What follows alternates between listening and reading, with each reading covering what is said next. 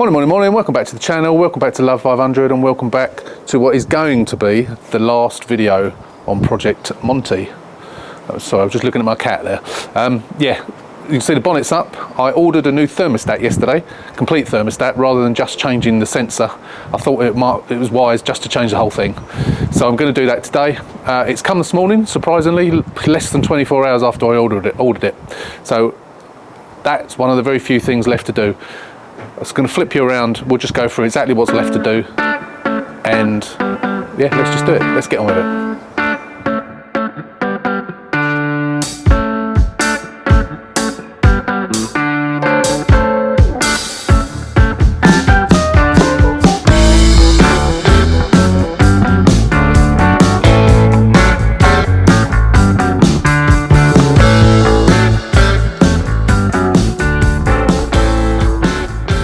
Okay, I am trying my utmost to keep my camera steady. Bearing in mind I'm used to using a phone which is a fraction of the weight of this camera. It's not a heavy camera, but it's obviously smaller than my phone, and I'm doing my utmost to keep it steady. So forgive me if now and again it's a bit shaky. So, as I just mentioned, thermostat's arrived, so I'm going to change the whole thing. It's not worth messing around. I don't want to have to drain it down, put it in and then find it doesn't work still. But you know, there is always a possibility that I put that in and it still doesn't work if it's the wiring or something like that, but let's hope not.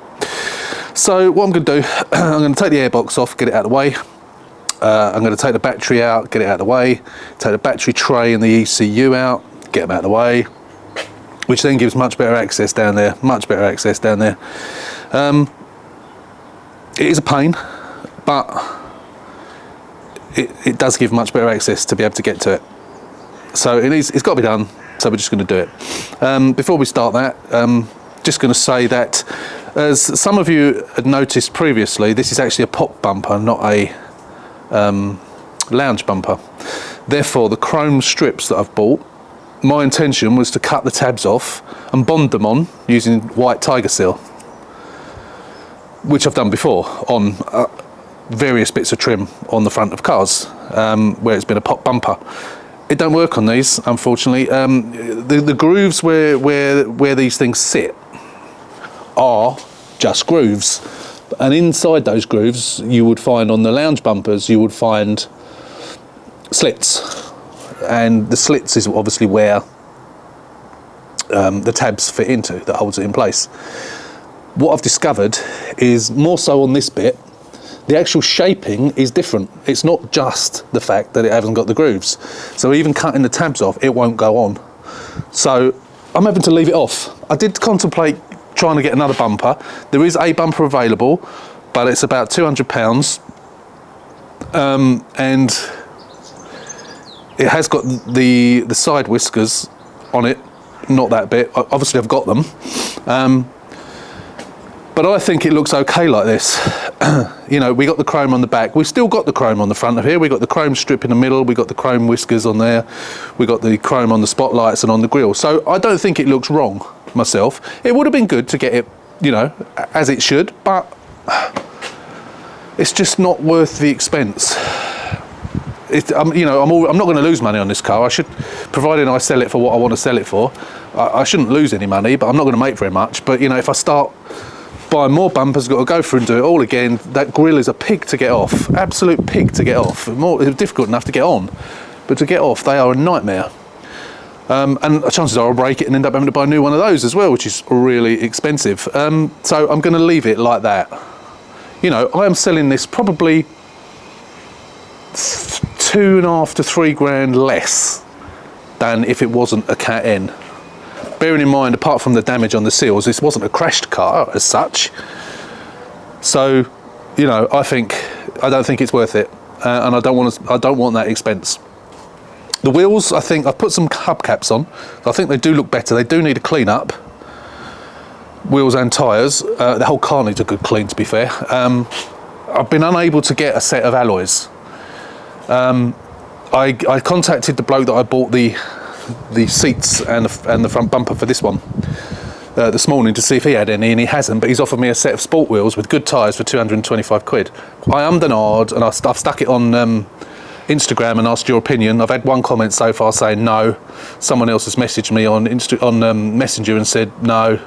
And I was sort of thinking along the same sort of lines. As far as I'm thinking that if it's not the right wheels, then it's not worth spending the money, and I can't get any. So unless some come up in the next week or so, then they're going to have to stay. Once I've cleaned them up, they'll look much better. Again, you know, it would have been nice to have the right wheels on it, but it is what it is. And again, you know, it's going to be cheap. Not cheap, but it's going to be cheaper. So if the person who buys it decides, you know, oh, I want to put a different set of wheels on, you know, they can do that. And I'll even offer them to fit them for them. But as it stands at the moment, it's going to stay like this. Yeah. Not ideal, but that is what it is. So at the moment, the bumper is just buttoned up at the top. I've got to put all the other bolts into it, and it's staying on. For some reason, the camera just switched itself off then. I don't know why. How bizarre. So yeah, so that's the plan for today. So I'm going to put you on time lapse and get all these bits and pieces out, get that thermostat off, drain it down obviously, get the thermostat off. Hopefully it'll work. Once we've done all that, put it all back, filled it all up, we'll get the computer out, multi-ECU scan and reset the codes, and then we'll take it for a drive, and hopefully it would have sorted that error. Let's hope so. So, see you on the other side.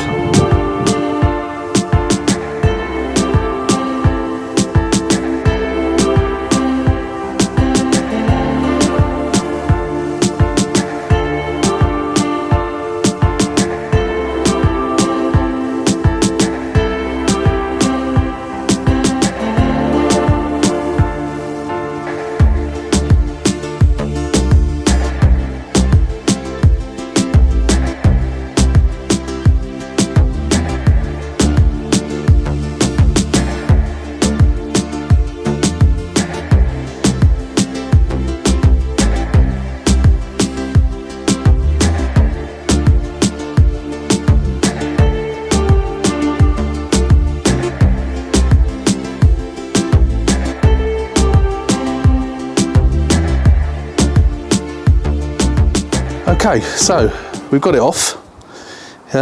Wasn't too much effort. The plug looks okay. Doesn't shout out that there's anything wrong with it. There's the old one. That's obviously the plug connection. It all looks good actually. I mean, there's nothing visibly wrong with it. I am going to keep it for the time being, because should I put the new one in and it still comes up with the error, then obviously it's not that. But hopefully it will be. I noticed also that, which I'd forgotten about, that those two bolts are missing out of the coil pack. So I'll take that one out just so I can compare it with the other bolts that I've got, so I can get one in. All the old wind's coming up. Oh no, it's just fallen in my bucket of coolant. Oh well. Everything's blowing around now. So yeah, everything looks okay. There wasn't too much coolant that had to come out actually. Obviously if I started the engine now, it would spit out everywhere. But yeah, now let's get it all back together, get the new one on, and fingers crossed, and hope it all works. Then we'll clear the codes, of course, before we start it, and yeah, let's hope it works. So again, see you at the other end.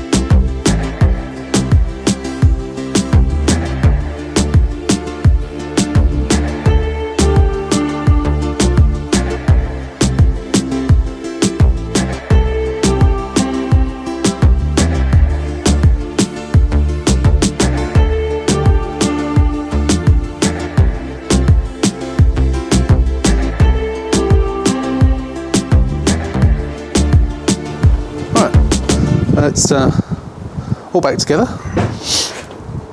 Everything tightened up. I've left the earth terminal off for the minute because I'm going to fiddle about with this here. Just going to take that bolt out and then find another 2 bolts that I'm bolted back in, and then I can put this back in permanently as well with the rubber that's on it. I put my gloves on for that because you get a bit dirty doing that. And then hopefully, fingers crossed, everything's back on. All the earth connections are reconnected down there. The ECU's all reconnected. All the new clips are all done up nice and tight. It's plugged in, so fingers crossed it's going to work. So yes, right, so let's give it a go. Let's get these bolts out. I'll do that off camera, and then we'll come back, we'll top it up, and then we'll run it up. Clear the code first, then run it up and see what happens. Fingers crossed. Okay, so I've topped up with fluid, put everything back, started the engine, got the engine plugged into multi-ECU scan. I had obviously it was shown as an intermittent error. I've cleared the error. At the moment, obviously, there's no errors. It's showing a temperature on the display, which I think it did before until the error came up. So I'm hoping, fingers crossed. Oh, I've got this cylinder 2 ignition failures again. Look, it's not giving me a light on though. Ignition failures recognition. What is all that about?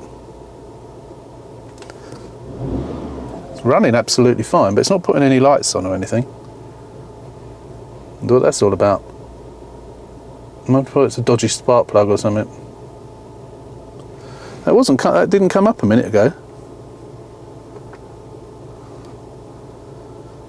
Let's see if we can get to the bottom of that. Yeah, it said present, so.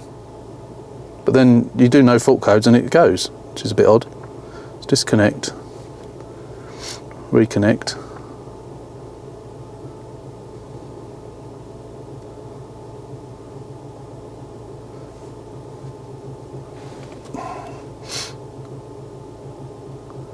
Errors, no fault codes. That's really weird. That's really strange. Suppose it might be as well to change the spark plugs anyway, really. Just on the off chance. I mean, it could be a coil pack, could be spark plug, could be a lead. So spark plug's first thing to change, but if I'm going to change them, I might as well change them all. I don't actually know when this was serviced last. I need to look back and see when it was last serviced. I put a new, when I originally put the air box on it, I put a new air filter in, just because I always do that regardless. But yeah, we'll leave it running. The temperature's starting to go up.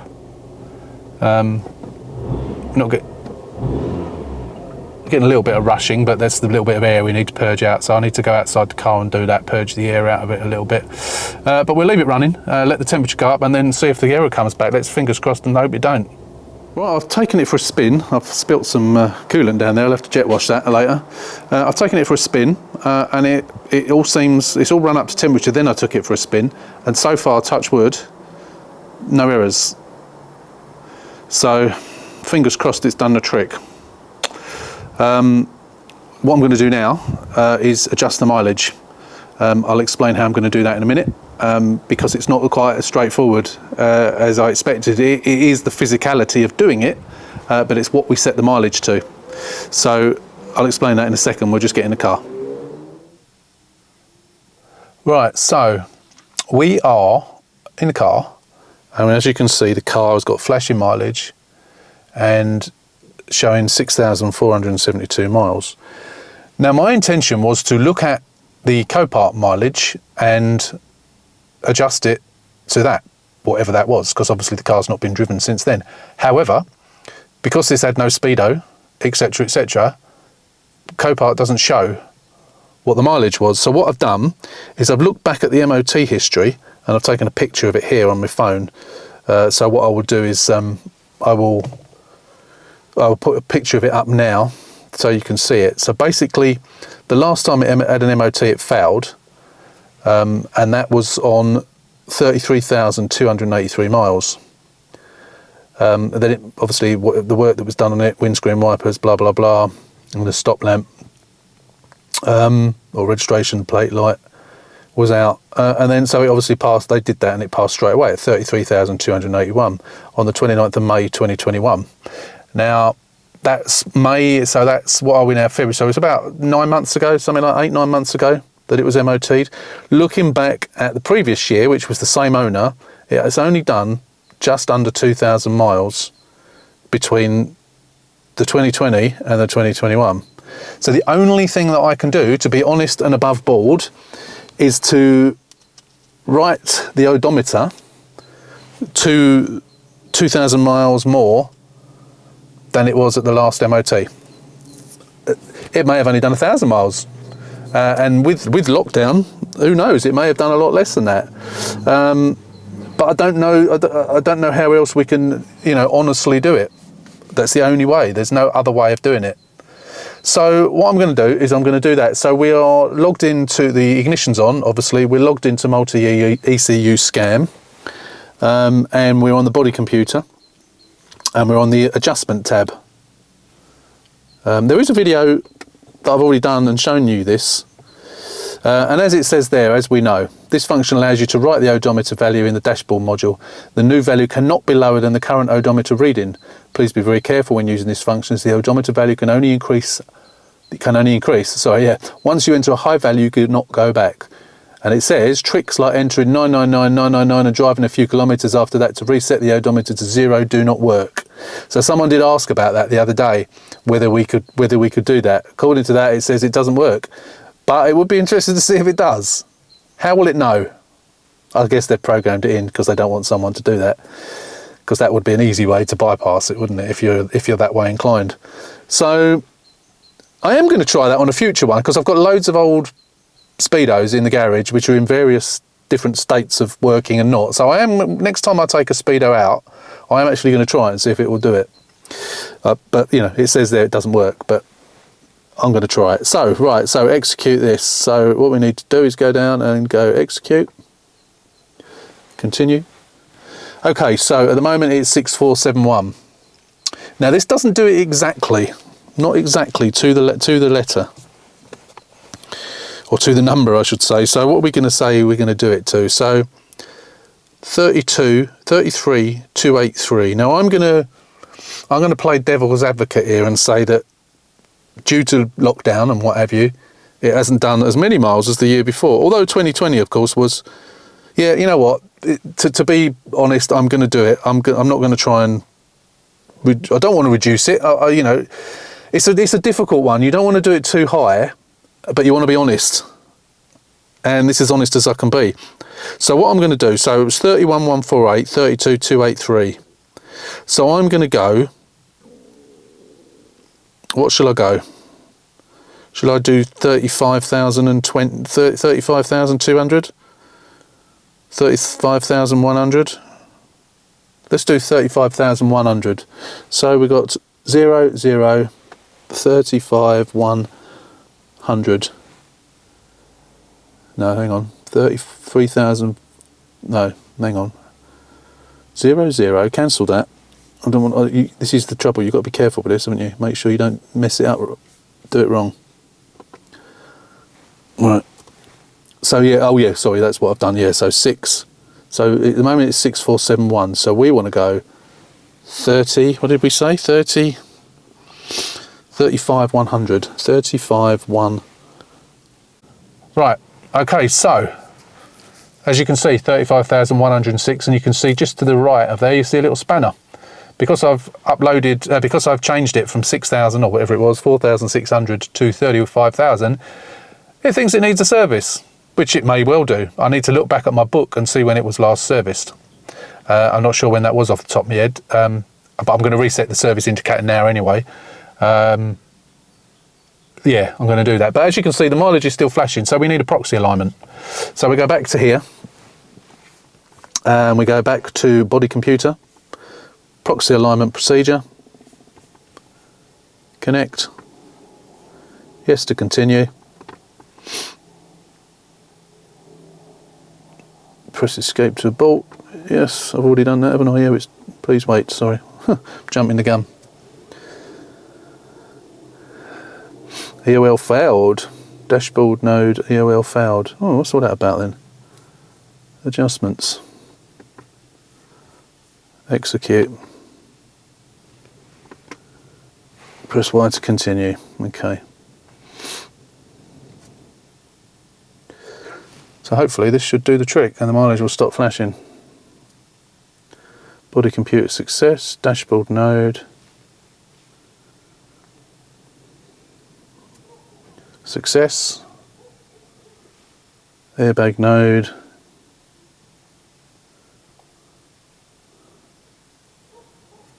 Come on, success. Entertainment telematic node.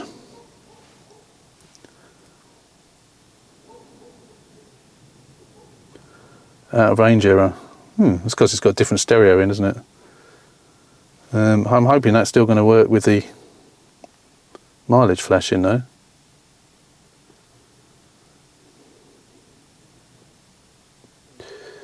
What's it doing now? It's taking its time.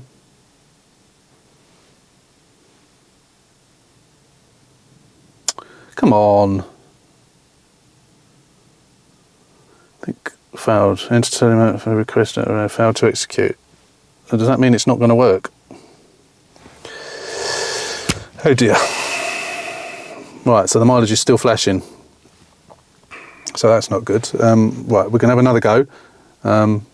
See if we can figure out why. I imagine it's probably not the stereo that was in this. But of course we don't know what stereo was in it. I could try and maybe get onto Fiat and find out which one it was. That might be why. Because it's expecting a different stereo. You would still expect it to actually do it though. I don't know why it's not. So we'll come back to that in a second. So, unfortunately I'm not having any luck. I've still got the computer hooked up. So it sees the Uconnect radio, stroke nav 5-inch, which is what's in it. Gives me an ISO code.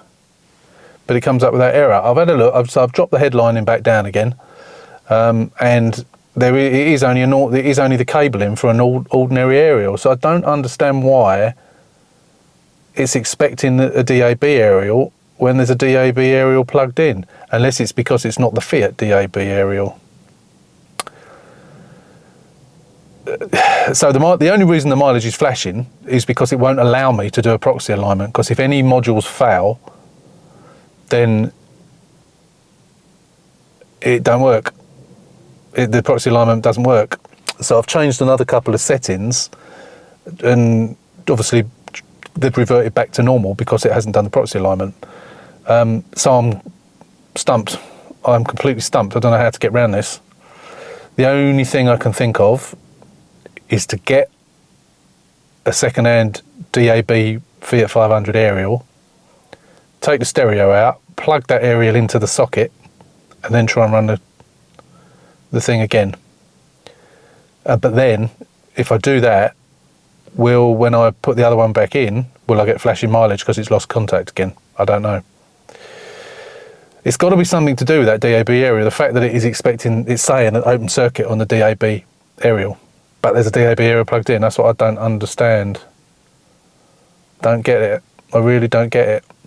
I'm going to have to put out some feelers on the forums, and possibly, I don't know where else the Fiat aren't going to be much help unless I take my car there and they plug it into diagnostics,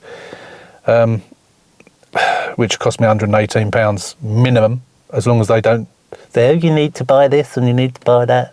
You know what they're like. I don't know what else to do. I can't sell a car now until I've sorted this out. So it's peeved me off a little bit, that is. Don't know. I think I was going to give it a clean, but I can't see any point now. Until I can get to the bottom of that and give it its final clean. So I'm just going to have to park it up and then look into it. Don't know what else to do. Right, morning guys. Welcome back again. It's a couple of days later after I filmed that. So those problems I'm having with the proxy alignment, I've been looking into it, and I think I may have found a solution. Where's my bit of paper? I've got a bit of paper here somewhere that I've written it all down on. Where's it gone? Oh, here we go. So I'm not going to explain it word for word here because, and I'm not going to do it on this video because I think it will make this video a bit too long. And I wanted to get the video uploaded for Sunday, even though there's not a massive amount on there.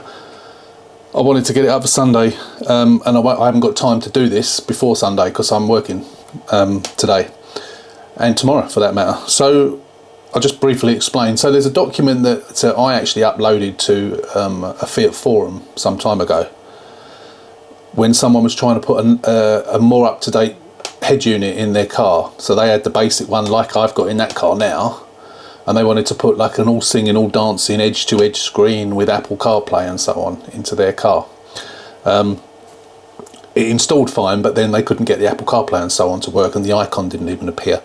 And there's a way in multi-ECU scan, I can't remember what the key combination is now, but you bring up a window which has got hexadecimal code of all the from the body computer, and what you do is you copy that, you then paste that to a file and save it, so you've got a backup. So that's how your hexadecimal file on the body computer is at that time. And then what you do is you have to put a load more bytes in, a load more groups of 00 to go up to, I think it's, I can't remember what the figure was, 123 or something like that. And when you do that, you then have to put your mouse between certain places, and then certain hexadecimal values, you have to change them. And to change the previous stereo, which is a non-DAB stereo, to switch DAB on and enabled, even though of course it works on the stereo, but for the body computer to recognise it, at byte 123 there's D5, and you have to change it to C5, and that all that does is enable DAB. Once you've done that, the proxy alignment should work, because it will recognise the DAB aerial then. There's also the issue of, which is nothing to do with the proxy alignment, but the Abarth logo instead of the Fiat logo, which I was going to leave, but I've now discovered, I'll take the picture of it on my phone, I can't remember which it is, but there's another byte segment of two numbers or two letters that you change as well. You can have the Fiat logo, you can have a Fiat logo in a different font, or you can have a Sport logo, or the Abarth logo. So as the car is a lounge, I'm just going to use the ordinary Fiat logo.